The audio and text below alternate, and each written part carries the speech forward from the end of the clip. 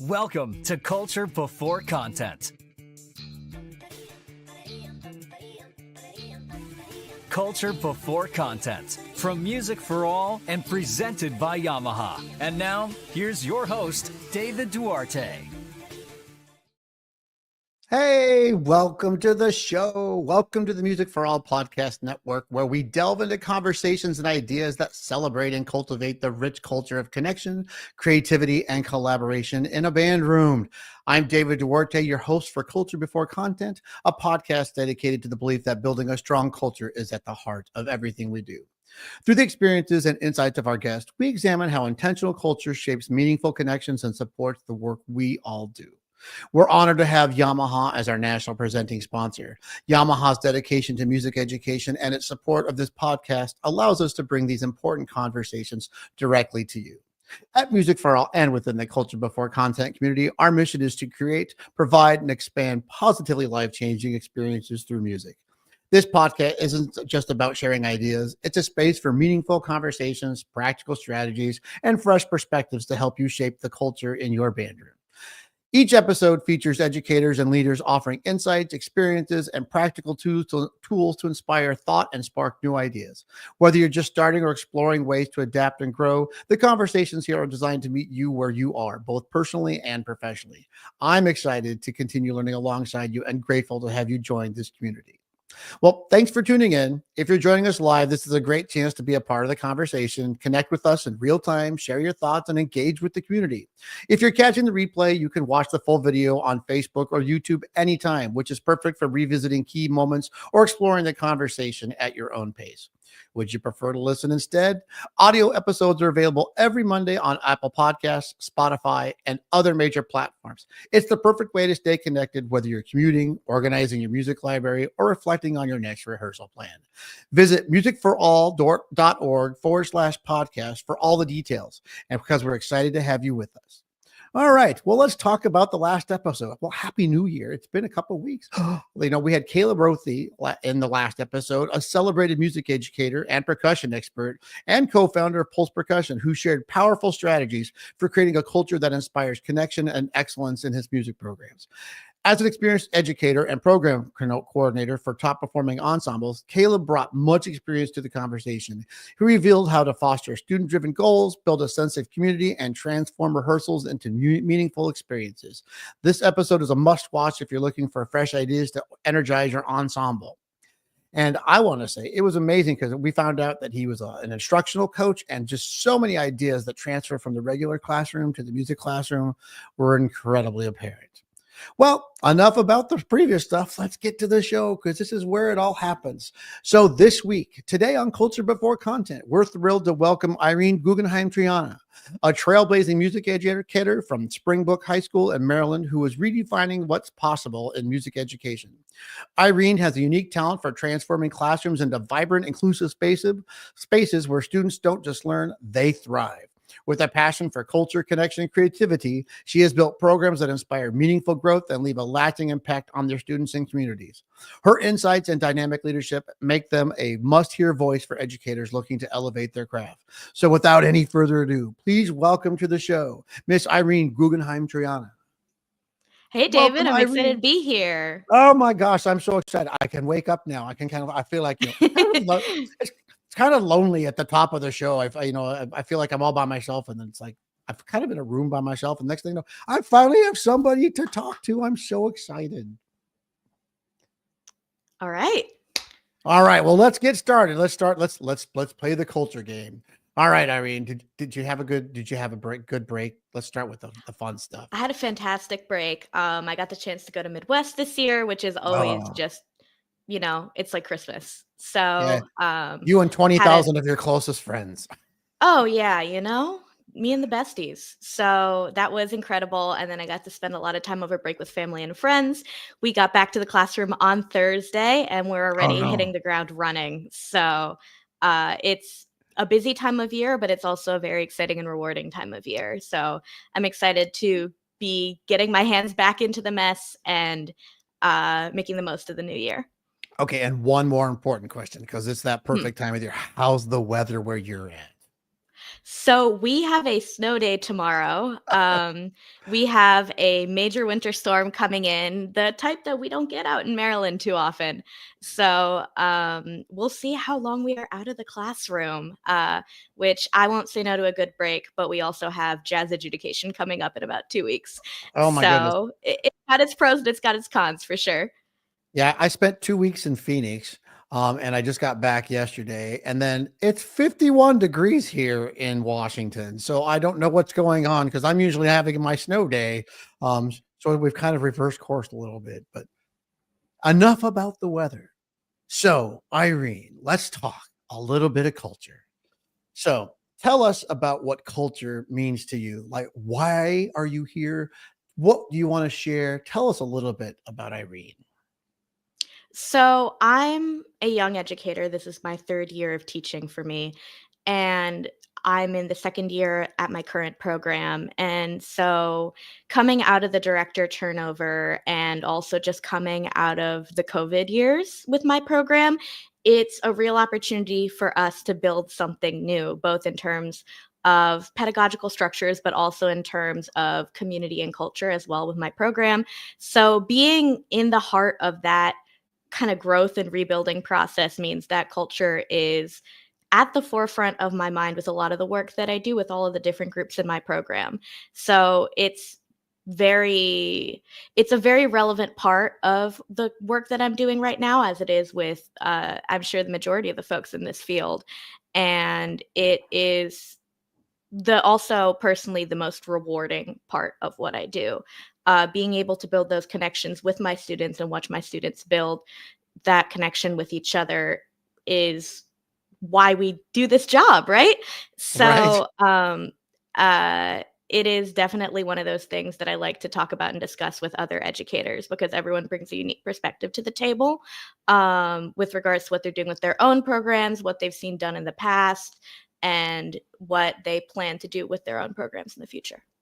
Well, you said something very unique because you said this is only your third year of teaching, correct? Mhm. Yeah, you kind of have a nice bias that I'm kind of envious of right now, which is you built your program or you started your program after COVID and don't have a preconceived notion of what that was like before COVID. So for me, I did something different. I retired and went back to the classroom and immediately went into COVID. So like I had not only I know. So like for me, my memory of what the classroom was like to where I started was like, it was kind of this connection and then Mhm. this whole discombobulation of getting thrown in. But I really think it's amazing that you've got a chance to just start and kind of start build. So I'm thinking in terms of culture, what is the first 3 years? What has been the biggest impacts on culture in your first 3 years for you? What have you noticed? What are things that stick out to you?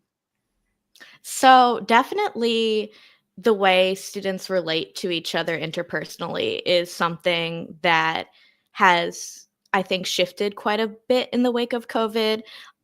Students are very much in the process of learning how to interact with each other and how to build lasting relationships with each other.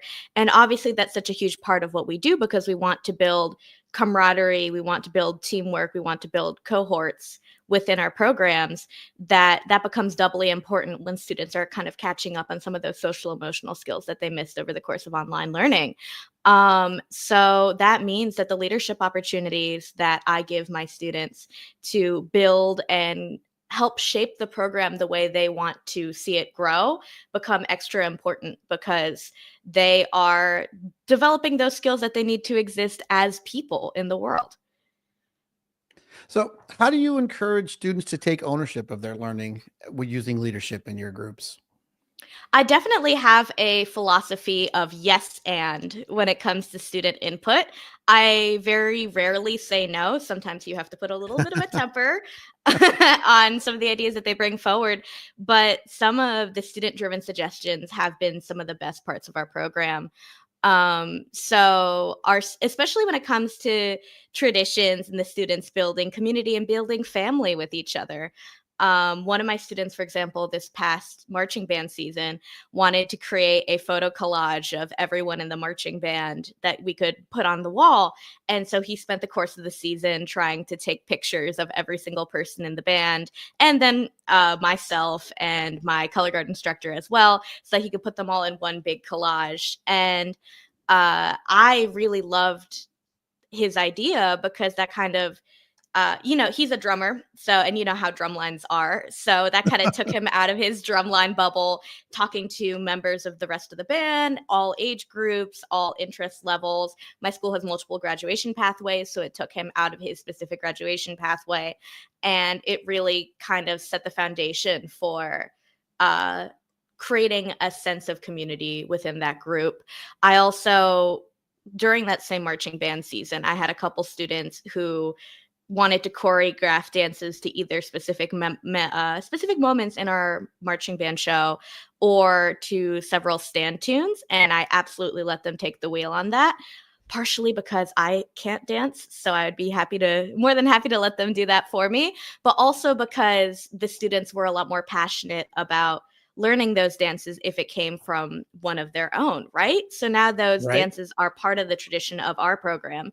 And when those students graduate, they get to have this impact that exists year after year after year from the input that they've put into the program. So I definitely welcome student suggestion, and I definitely try to make it as much of a reality as I can Yeah. inside Well, and outside of the band room.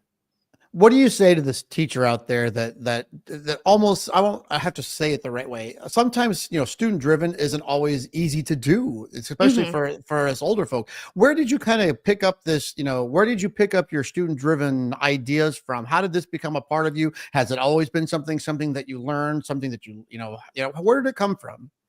So I can very solidly credit that part of my philosophy to my experience during my Bluecoats Fellowship. So I was a Bluecoats Fellow during Rifts and Revelations, and part of that experience meant that I got to see that show come together from April camp all the way to finals. And a big part of the design philosophy at Bluecoats is the idea of play and experimenting with different ideas and incorporating the unique ideas and perspectives and talents of the show, of the cast, into the production. And that was such a transformative experience for me because I got to see a group that, really prioritizes excellence and makes some incredible transformative art, really center their production around the folks who are making that art happen. And I really internalized that and made it a core part of my teaching philosophy, that every everything you produce as a music educator, every kind of performance, every kind of rehearsal, every kind of community event should be done in a way where only that specific group of individuals that you have in front of you could make that happen. So for example, this year I wrote a grant so that I could hire a colleague of mine to arrange custom music for our marching band show. And through that process, I was able to highlight highlight our drum line, highlight a trombone soloist, highlight a tenor sax soloist, and really create a production that only could have been produced by the 2024 Springbrook High School Marching Band. And so centering that individuality and making productions that are specific to the students in front of you is not just super meaningful for you, it's meaningful for the kids, it's meaningful for their families, and it gives them the kind of memories that last way beyond their experiences in high school. How long would you say it took for you at your program for the students to start feeling, it always comes down to a sense of trust from students, Mhm. because, when you take over a program, sometimes it could be, a negative experience, a positive experience. It just depends on, what you're doing. But when did the students, when did you start to feel that the students started trusting you? When did that happen? Oh man, it's definitely a journey, and speaking quite honestly, I'm still on that journey. But I would say I think probably maybe a little after this time last year, when I took my students to my district's big band adjudication last year. For a lot of them, it was their first time at an adjudicated festival, period.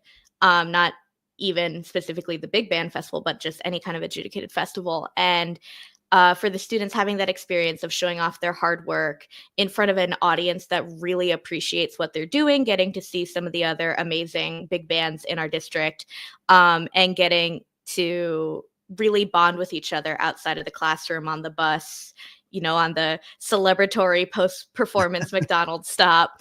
I think really kind of centered an idea with them that they can exit their comfort zones and try new things and have an amazing experience, and really thrive in the act of making art with their community. So I think our experiences at Jazz Adjudication last year were a big part of solidifying my relationship with my students, and I'm excited for this year. I think it's going to be a ton of fun. Oh, I think that's so amazing that you said that that you're still on this journey, because here I'm on year 35 and I am still on this journey. I'm already Mhm. thinking in my head what's going to happen tomorrow. What are we doing next? I think I have a basketball game tomorrow. I think a pep band tomorrow night. Well, no, we'll find out. That's what tomorrow morning is for. But how do you feel? How do you feel like the community has changed? How do you feel like your program has changed for you? What with some of your cultural ideas and student driven community building. How do you feel it's Mhm. changed over the last 3 years?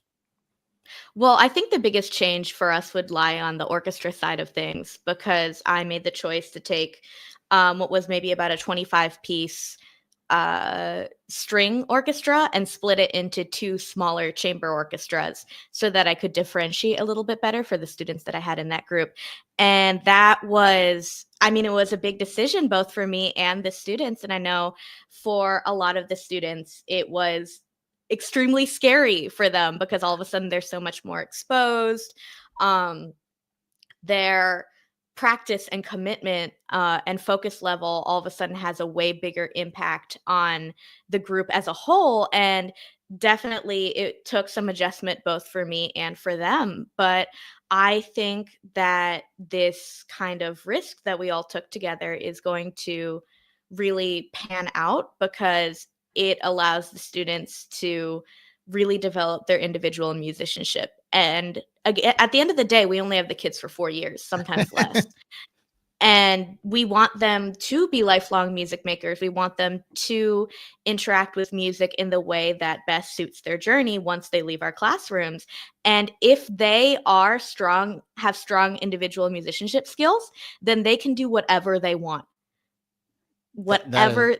want with music. They can, as a fan, as a community musician, as a professional musician, whatever they are dreaming of, they can end up pursuing. And I feel like we can explore those skills a little bit better in the smaller chamber music settings. So that's been a big shift for us, but I'm very excited about what it's going to lead to. Well, yeah, you champion that smaller programs can focus Mhm. on quality over quantity to build strong foundations. How can focusing on quality improve the sustainability of your program? I think it heavily influences retention, because students want to sound good. They want to be confident. They want to feel like they're having excellent performances and productive rehearsals. And when we focus on excellence as both a guideline and as a target, students want to stay in the group because they want to continue improving. They want to Right. continue receiving recognition. They want to continue bringing others up with them. And this is the case for all programs, but especially for smaller programs. That retention is what keeps your program alive.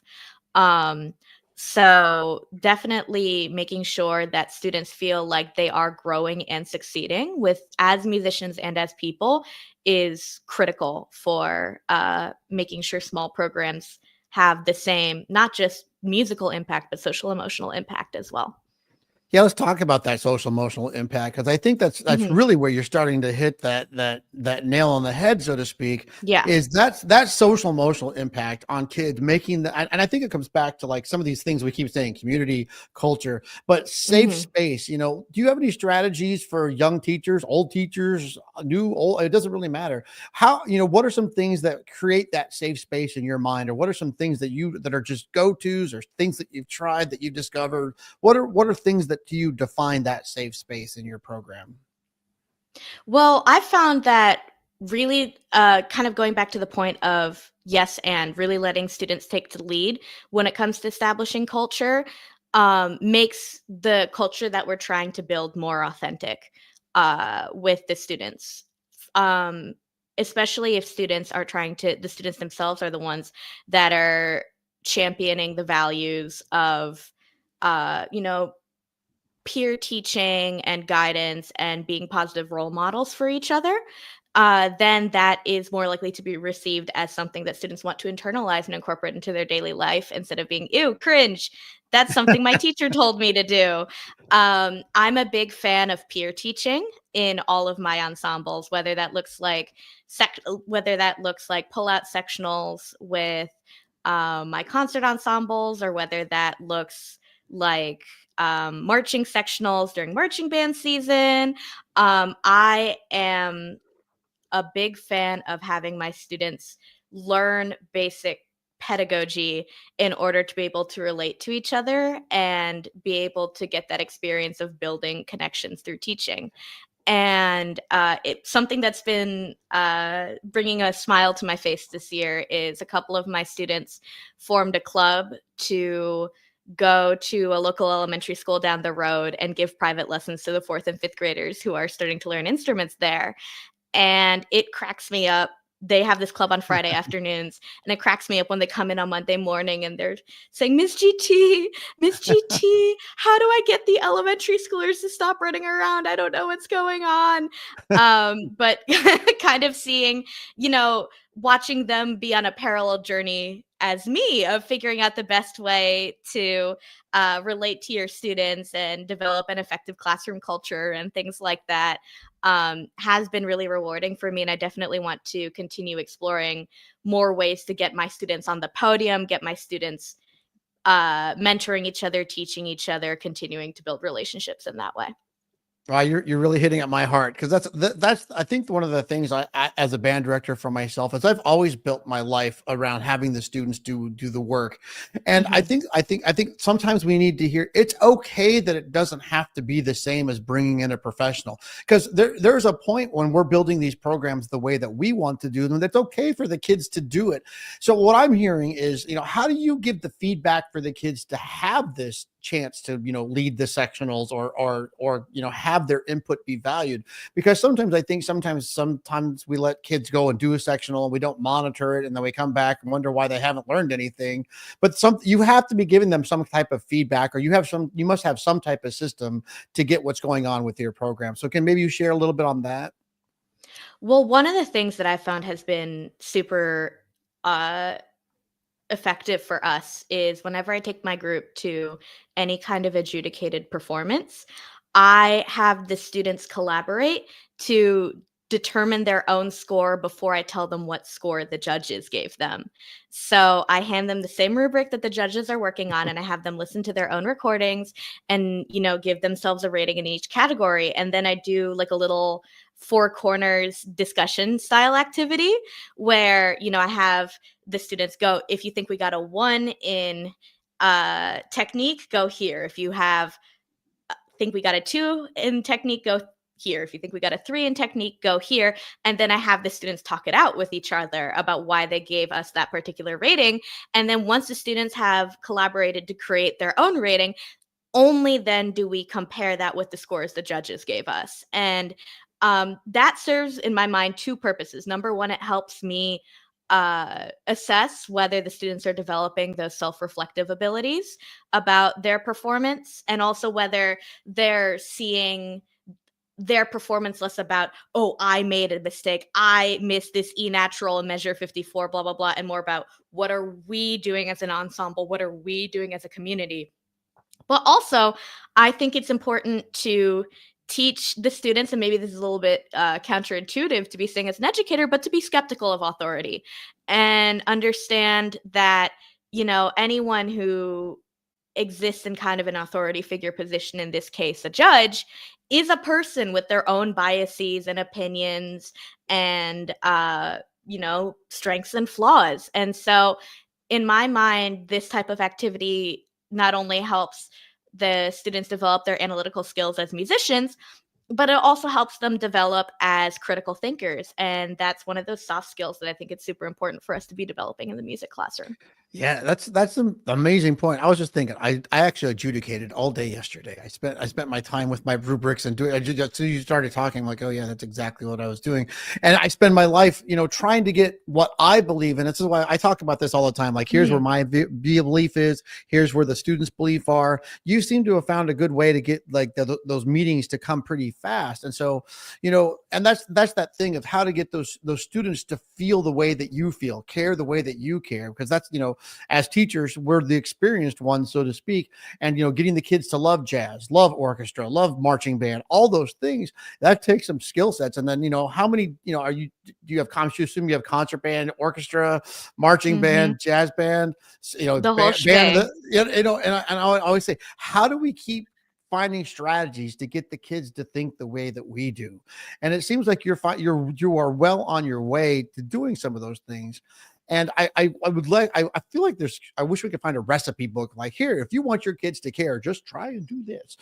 Here's some of those things. So I love that you share that having the students evaluate before you go to festival, because that's there's some things, as I've been talking to other people, getting, we all wish we could just automatically get 100s on everything, get superior ratings on everything. Mhm. I know, celebrate, we are the masters of the universe without even try. I wish that was the case. But as you know, building a program and sustaining a program are probably two different things. And so, and I think that, as you said, recruitment and retention are some of those things. Have you found any other recruitment or retention strategies that have helped you maintain or build your program, or do you see any other ideas to keep going? Oh man, I mean, if I had the like you Mhm. said, the recipe book, I'd be rich. But uh I've definitely been trying to get out to my middle schools a little bit more.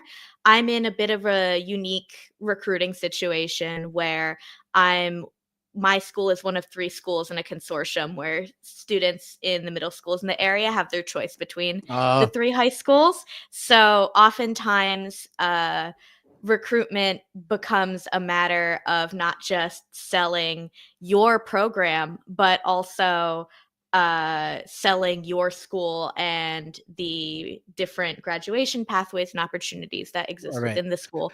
So for me, that means that recruitment becomes twofold. There's the school level recruitment in October, and then later this month there is, for the students who have selected to attend Springbrook, the more individual recruitment of making sure that students make that jump from middle school to high school and continue to stay enrolled in music classes. So Yeah. when we talk about ongoing journeys, that is definitely an ongoing journey for me. But the kind of unique recruiting situation forces me to get a little bit creative. And one some and I'm definitely hoping to work collaboratively with the other directors in my consortium to make sure that no matter where students end up going to high school, that they choose to remain enrolled in instrumental music. I can't. That's such an amazing attitude to have, because that's like I always try to tell people. I used to, when I used to work in my old district, I had a school that fed every single school in the district, because it was a school that had a program, and that program, everyone wanted all those kids from that program to go to the next high school. I'm like, yeah, that's not how that Mhm. works. They're gonna go to wherever it sells. So I'm just curious, what is your school's focus? We have several. We're an international baccalaureate school, so students have the opportunity to complete the diploma program. We're also adding next year the career IB program as well. Mhm.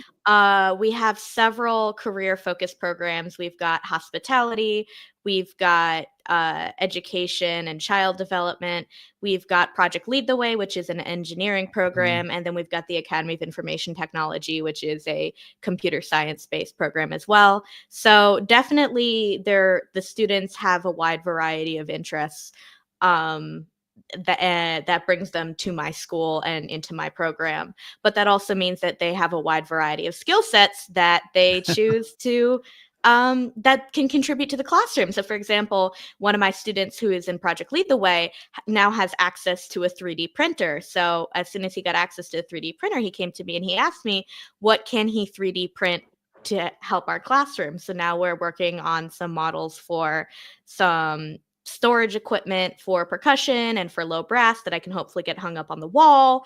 Uh, that student can design as part of his engineering coursework and print out using the engineering program resources. So we're definitely trying to see how we can work collaboratively with the programs all across the building in order to make sure that students are learning in an interdisciplinary manner and incorporating their unique passions into the work that they do in my program. Wow, it sounds like your school has a ton of focus. Because have you had to? Because I like talking about these things because there's so many people out there who have IB program at their school, or like and like in my own school, like I have a CTA program, or CT. It's really a CTE program where the kids have, if they take the program, I lose those kids for 3 hours a day to an entire another school. So I have to, like, it depend that they can come to me. And then we also have Running Start, which is like where the kids are already taking college classes, and I might be the only class that they're taking at the high school. And so some of that competition has changed the way that I've had to recruit students, or make concessions, so to speak. So did any of your programs have they caused you to make any concessions? Are there any special any advice you have for teachers on making those concessions, or just relatability, so to speak? Oh, yeah. Well, I have a lot of opinions about this because I'm actually a graduate of the International Baccalaureate program myself. So I know personally how difficult it is for a student to keep music in their schedule all 4 years of high school. So one of the big things that I did was reinstitute IB music as a class at my school. So for those of you who are unfamiliar with the IB program, in IB, you are required to test either standard level or higher level in 6 classes, and each subject area is known as a group. And group 6 is your elective. So it could be an additional social studies or science or math class, but it could also be an arts class. And part of the IB diploma as well is, at least in my district, for a year and a semester, students have to take a class called Theory of Knowledge, which is basically an introduction to epistemology. And because of the TOK requirement, that eats up a student's elective slot.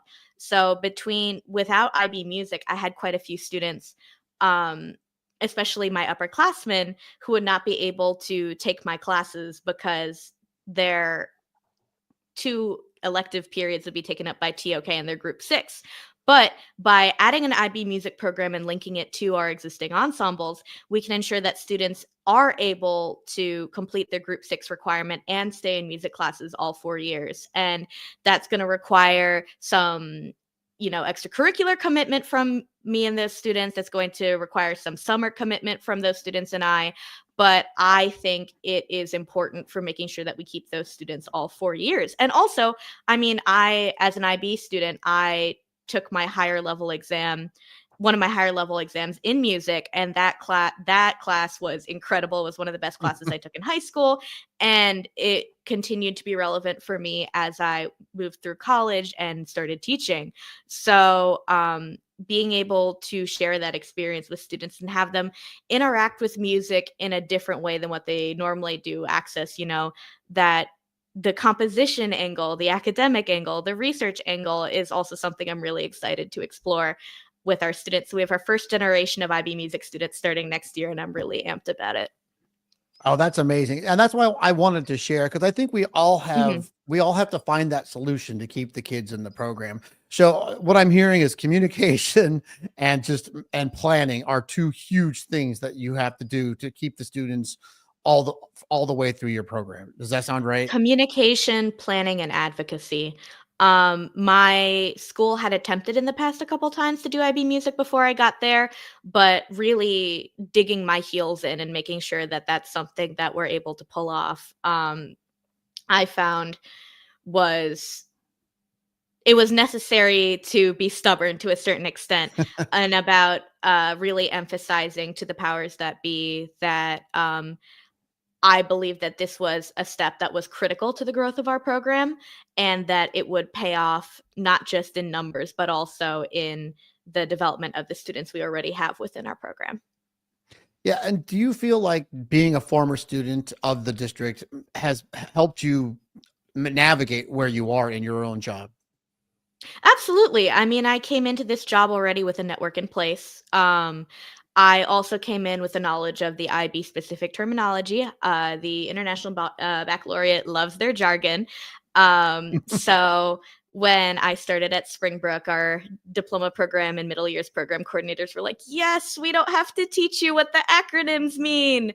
Um, so that definitely kind of gave me a cushion to be able to really grow and expand on, being colleagues with my former band director, with a former student teacher, with former youth orchestra conductors, also means that these are folks who I am very comfortable asking for help, which is something that one of my personal growth areas as a young teacher is I really struggle with admitting that I don't know something and admitting that I need advice or someone to come in and watch my teaching or listen to my group and things like that.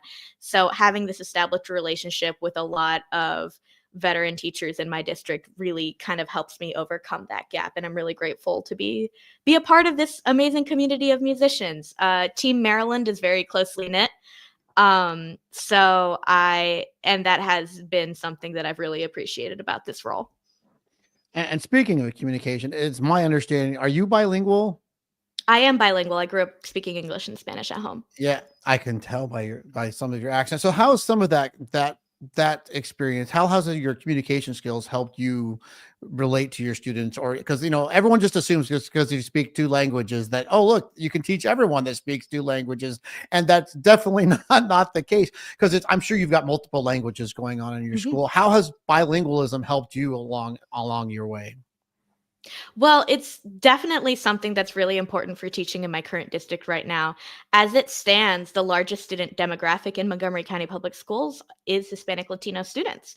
Um, and so being able to create that connection has really been important for me in not just with making concepts more accessible, but also in building trust with my community as well. I had a parent who recently moved to my district this school year. And the fact that we are able to speak in Spanish meant that she started coming to all of our marching band events and, donating snacks for the students, water, things like that. And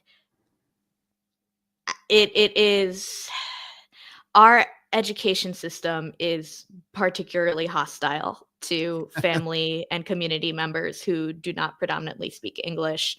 And to be able to create a little bit of trust, if not for the school or the district as a whole, but for my program specifically, is something that I'm personally very passionate about. A story that I like to tell people is when I grew up in the same district where I now teach in.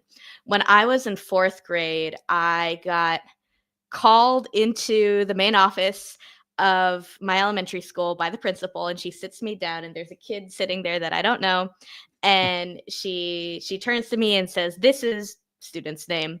He just moved here from Colombia and he doesn't speak any English, and you are his interpreter now." And Oh, how old are fourth graders? Like 8 or 9 years old, yeah. was like, "Oh God, what is this?"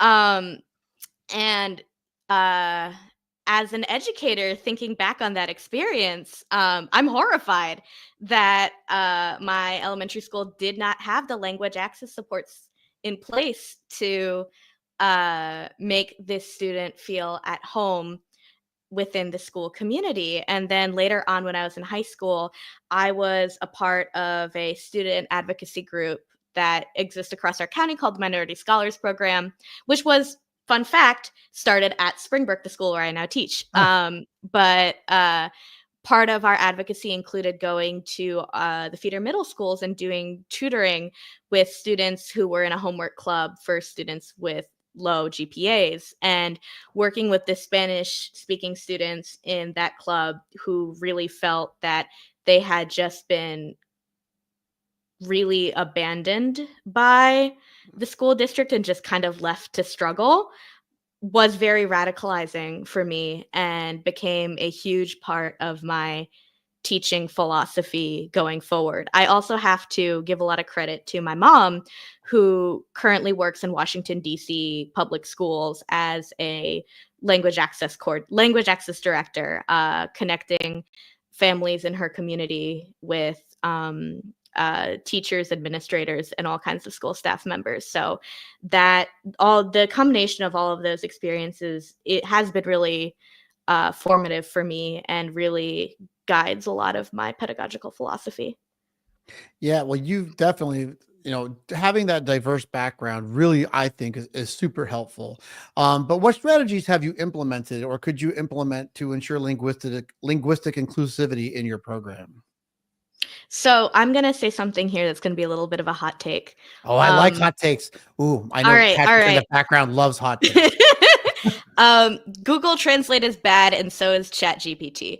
And there is no replacement for um, a native speaker in a language who understands the insinuations and cadences of a language. And even, as someone who grew up speaking Spanish at home, especially when it comes to dialects that are outside of what I grew up hearing, there are nuances that I miss. And there is absolutely no way a computer or an AI is going to have the knowledge to reflect all those nuances. And that is something that I end up running into for languages that I do not speak.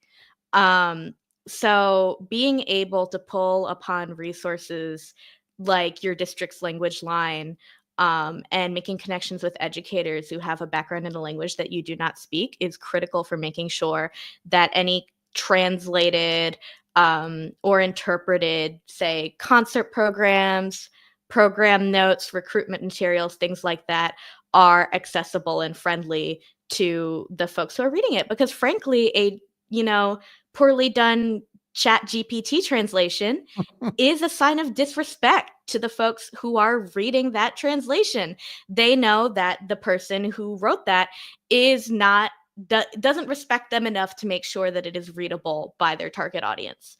Um, so if I highly encourage educators to reach out and make connections with folks who speak other languages. And that also helps you build your musical terminology in other languages too. I grew up speaking Spanish, but all of my music classes were done in English. So when I started teaching and when I started working with Spanish speaking students, I found myself running into walls because I didn't have the same musical vocabulary in Spanish that I did in English.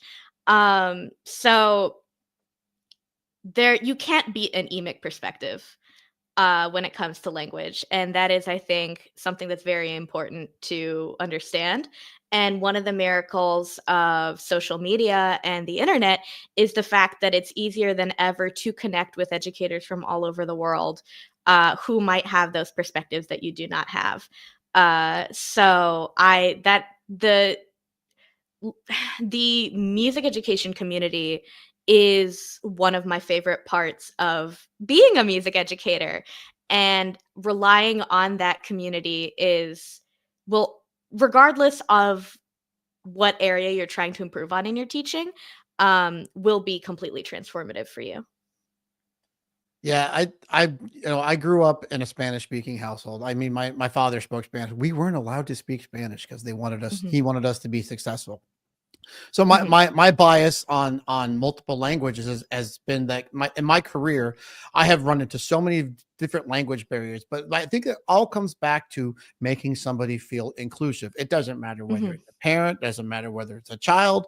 And that's what I think I'm hearing is like, how can we as music educators work on being inclusive, not just from language barriers, not just from mhm, social barriers, but just overall, even in our own even in our own music edu community as teachers and in our professional network, sometimes I feel like we don't listen, or we we get our bias to, like you said, just focusing in on the music aspect.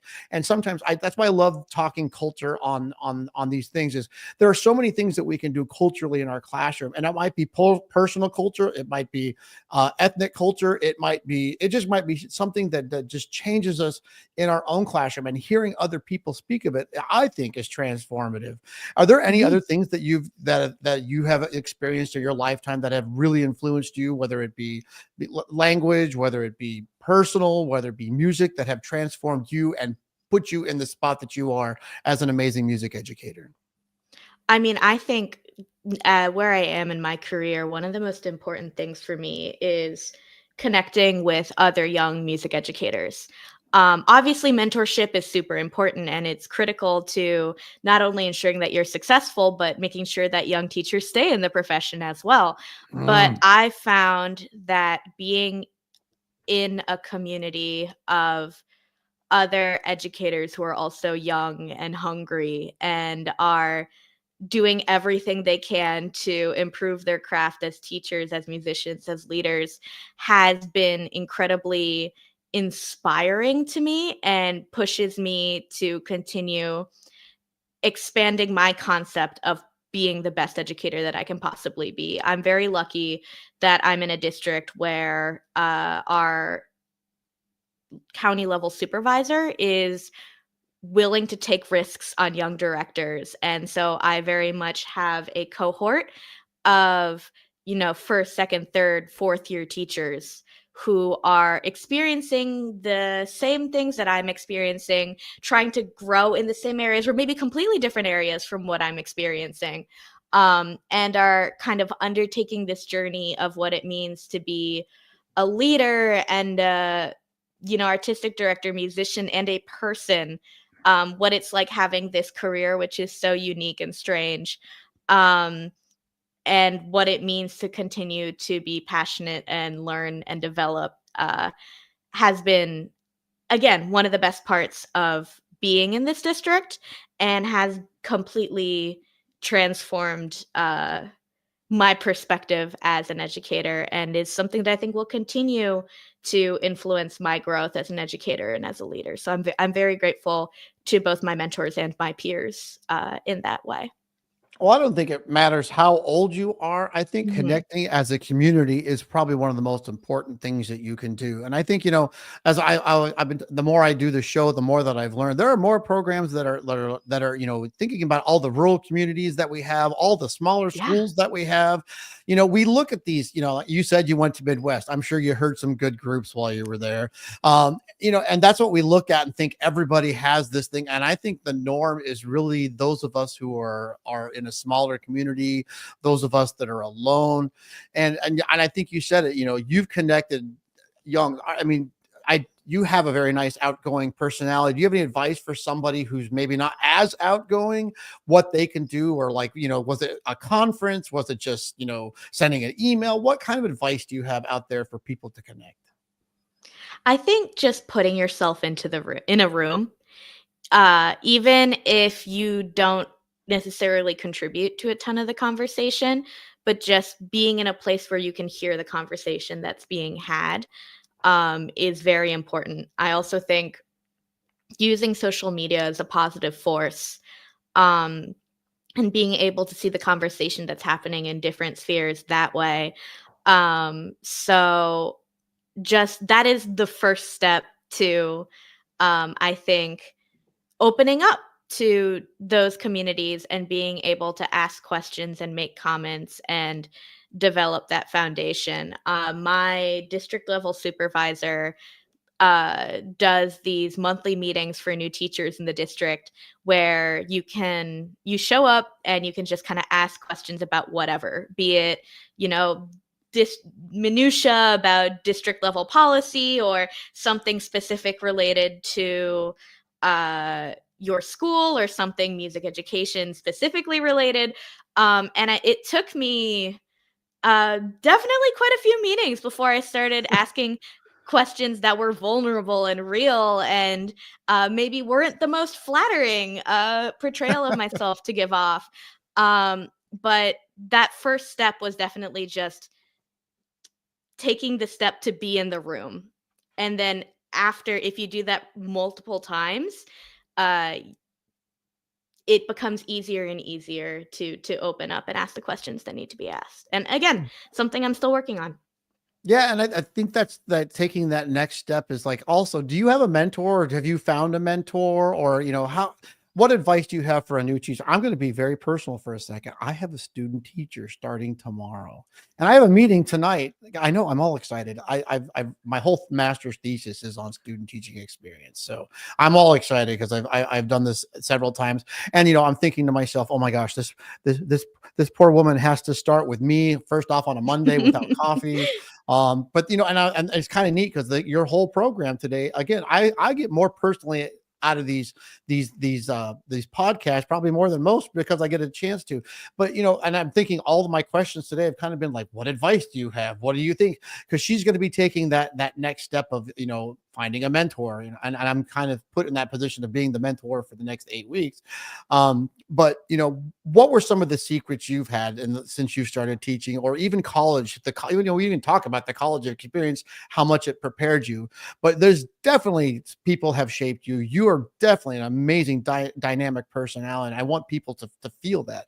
But what advice do you have for my student teacher starting her first weeks in the classroom? I'll let you put your own personal experience in the limelight. Well, I was blessed to have an absolutely phenomenal student teaching experience. I student taught in Columbus City Schools in Columbus, Ohio, and Dustin O'Neill, who was my cooperating teacher, went just above and beyond to make sure that I had so much podium time so that I could make all kinds of just ridiculous mistakes and terrible choices, because that's how you learn, right? Is by making all of those mistakes. And was also just very human and genuine with me in a way that allowed me to be human and genuine with him. I definitely came into student teaching with this mindset of, I have to be the best student teacher this man has ever had. This is a competition and I am going to win. I'm a flute player. What? What? But like that's not an environment in which you can learn. And I think it was the mutual respect and humanity that Dustin showed to me, the just complete realness that allowed me to kind of back off from that perspective a little bit and be real and human and genuine, both with him and the students. And that allowed me to be vulnerable and ask questions that made me look crazy and try things and fail spectacularly in front of the kids and things like that. So creating that human connection with your cooperating teacher, seeing them not just as a mentor, but hopefully as a friend as well, is so important to making the most out of student teaching. I also um, uh, get experiencing the non-musical aspects of being a teacher. So, things that aren't necessarily so glamorous, like going to a staff meeting, Oh, or so fun. or having to go to war with the copy machine, or things like that. But getting the opportunity to connect with district level staff members, getting the opportunity to connect with the principal, something that Justin did for me, which I will always be grateful for, is he also gave me the opportunity to shadow the string teacher for a couple days, see what she was a traveling teacher in multiple schools, so seeing what that perspective was like. He also let me spend a couple days shadowing in other schools, just so I could see how different programs within the same district could vary in their structures and success areas and areas of growth and things like that.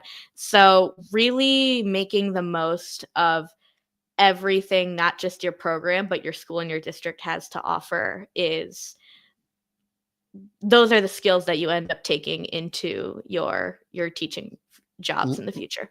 That is such sage advice. That's amazing. Now, here comes the scariest comment so far.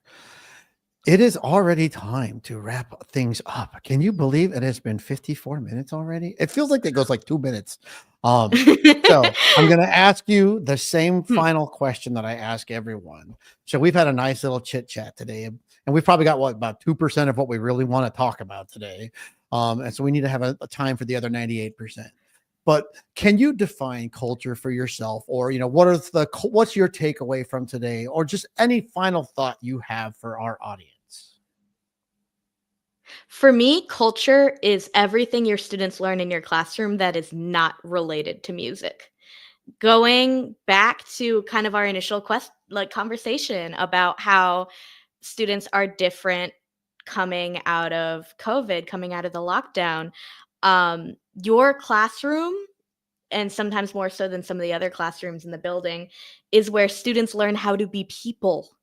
And even if, they never touch a clarinet again after they graduate, which we hope they don't, we hope that they keep playing that clarinet for the rest of their lives. But even if they don't, they will take the skills they learned with how to interact with each other and how to interact with you as their director and how to interact, with parents who help out with the program and with other staff members. They will take that with them for the rest of their lives. And in many senses, the human element is the most important work of what we do, because that's where we teach our students how to be people. So for me, classroom culture is where we develop those interpersonal and intrapersonal skills as well. Not only how we relate to other people, but how we relate to ourselves. So in my mind, that is what culture means to me. Well, my goodness, that is amazing. You have been so fantastic, so energetic. I am envious of your personality, and I am so thankful you came on the show. But before you go, I want to give our audience and our listeners a little bit of how to get a hold of you, because I think it's important that, again, we're our own little community here. And of course, like every week, I'm going to have to spell this lovely email. So for those of you who can Have see it fun. there, yeah. So for those of you who can see it, there it is. For those of you For those of you who can't see it, it's Guggenheim-Triana Irene at gmail.com. Here goes. Guggenheim-Triana at gmail.com. It's her name. So if you want to look it up, and then you also have an X.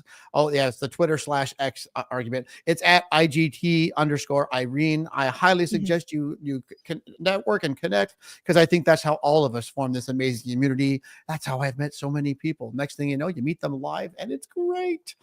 Well, Irene, I cannot thank you enough for being on the show today. You have shared such an amazing amount of experience and culture, and I am thankful that you came on the show today. Thank you. Well, thank you for having me. This was a total blast.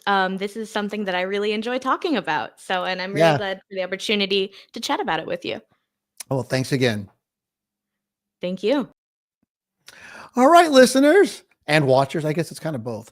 Thank you for joining us on Culture Before Content. Don't forget to catch past episodes on Apple Podcasts, Spotify, YouTube, Facebook, wherever you find them, and stay connected at musicforall.org/podcast. We'll be back next week with more inspiring conversations.